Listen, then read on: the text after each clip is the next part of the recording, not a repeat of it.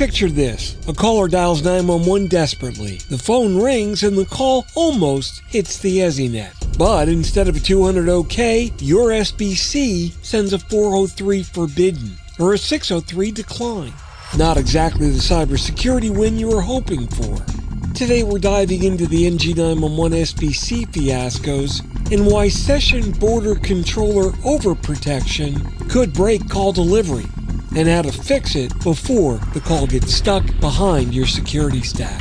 That's coming up next on TiPS, Today in Public Safety. Welcome to TiPS, Today in Public Safety, your go-to podcast for today's breaking stories and public safety news. Here's your host, Fletch, with today's tips. Welcome to TiPS, Today in Public Safety. This is Fletch. I'm a NINA certified ENP, and every Monday, Wednesday, and Friday, I bring you the latest, most informative, and occasionally most infuriating takes on emergency communications. Today, we're talking about the NG911 SBC fiascos. How misconfiguring one of these SIP firewalls, geofilters, or deep packet inspection modules sometimes have the best intention, but also how overzealous best practices can end up blocking legitimate 911 calls, location updates, and additional data. And we'll show you how the smallest rule change and a couple of keystrokes can take your ECC from mission ready to mission broke.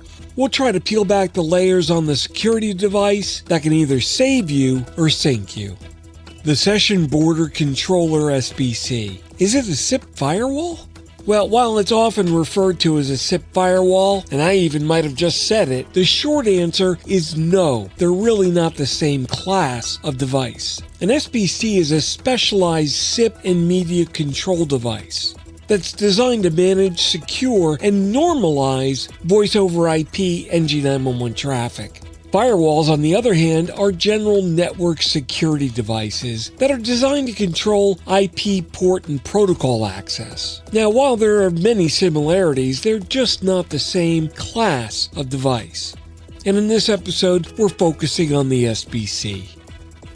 The problem: the SBC is eating my calls. In NG911, everything runs over IP, and sessions are based on SIP, Session Initiation Protocol. That means that everything is going to pass through a session border controller. That's the guardian at the gate, the security bouncer that's checking IDs, kind of like the digital Gandalf shouting, "You shall not pass." Except sometimes Gandalf yells at the wrong packets. Now here's a list of common real-world failures that you're likely to see. A SIP invite being dropped because a rule sees them as unknown VoIP. Pitflow location data being rejected because it's arriving on a slightly different port. ESRP traffic gets rate limited because someone left the default denial of service threshold at something common for retail store Wi-Fi. Multimedia traffic gets blocked because the DPI engine, Deep Packet Inspection, doesn't recognize NG911 additional data schemes. Maybe you've got a GeoIP filter that's rejecting a legitimate roaming mobile subscriber because the foreign carrier uses an overseas signaling proxy. Can you say FIFA World Cup?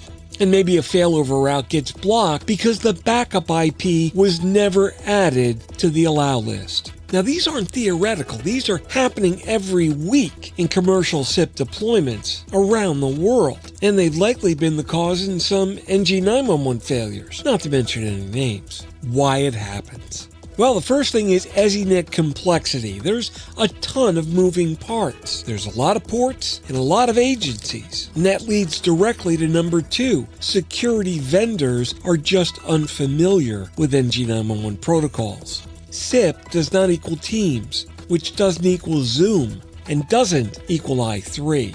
Number 3 is updates break things. Many times firmware patches will reset rules or add new signatures. Fourth is a security-first mindset that gets taken too literally. And you have to remember, blocking everything isn't the same as protecting everything. And finally, too many cooks in the kitchen. You've got carrier engineers, IT teams, public safety vendors, and firewall and SBC admins all touching different pieces and everyone's got a different priority in their work. You need a master chef watching the entire recipe. NG911 is great, but if you misconfigure one IP, one port, one protocol flag, you can quickly and silently take down an entire ECC, or even knock an entire state's network offline, not to mention any names. The most dangerous failure? The silent drop. Here's the problem with any IT-based error. When the call fails loudly, it's easy to find and fix.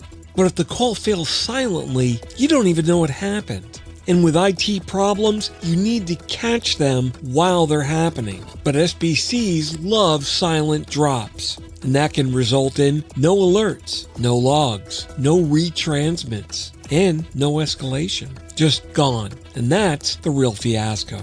The real fix is security that understands public safety. That individual needs a different mindset. First of all, you need an allow known good and not a block everything else attitude. You need to use and understand I3 aware signatures and profiles. You need to be able to monitor SIP messages in real time. I learned this a long time ago when troubleshooting PRI circuits. The data messages will tell you exactly what's wrong, and the same applies to SIP. And you need to perform controlled failover testing through your entire security layer level. You need to use tools that give you that end-to-end call path visualization. And this comes down to troubleshooting skills and capabilities. Common techniques that I learned 20-30 years ago are being forgotten or ignored. SBC and firewall configurations need to be audited regularly and scanned for changes. And you need to make sure that your vendors are not using generic VoIP templates. NG911 is not generic VoIP. A good best practice approach is security that protects the call, not blocks it. When implemented properly, NG911 can survive a lot of things. But one thing that it can't survive is a session border controller that's refusing to let a 911 call into the network. And this is where cybersecurity meets operational reality. Because a PSAP that's offline due to a misconfiguration in an SBC isn't a cyber victory, and ends up being the headline that you never want to be. So if you take nothing else from today's episode, know this. Your network, firewall, and session border controller team needs to understand NG911 because NG911 can't afford to be misunderstood. Audit early, audit often, and never assume, hey, it was working yesterday means that it's going to work today. That wraps up today's episode of TiPS Today in Public Safety. Thanks so much for listening. For more updates and insights, remember you can follow me on social media at Fletch911, and be sure to visit 911tips.com, where you'll find a complete archive of all of our previous episodes. My blogs are available online at Fletch.tv, and if you're crazy enough to hire me, my professional website is at Fletch911.com. Stay safe. Thanks so much for listening. And if you're in public safety, thanks for what you do every single day. Hope you had a good holiday. Catch you next time. Take care. You've been listening to TiPS Today in Public Safety, your go-to podcast for today's breaking stories and public safety news. Hosted by Fletch and available every Monday, Wednesday, and Friday. Catch past episodes on 911tips.com. Be sure to like and subscribe, and remember to join us each week for the latest on NG911. I am Spider Harrison, the official 911 voiceover dude. Catch me on Sirius XM on various channels, including 90s on 9, the 10 spot, and on the Weekend Countdown on Hits 1. Or don't regret it for the rest of your life. Either way, I'm good.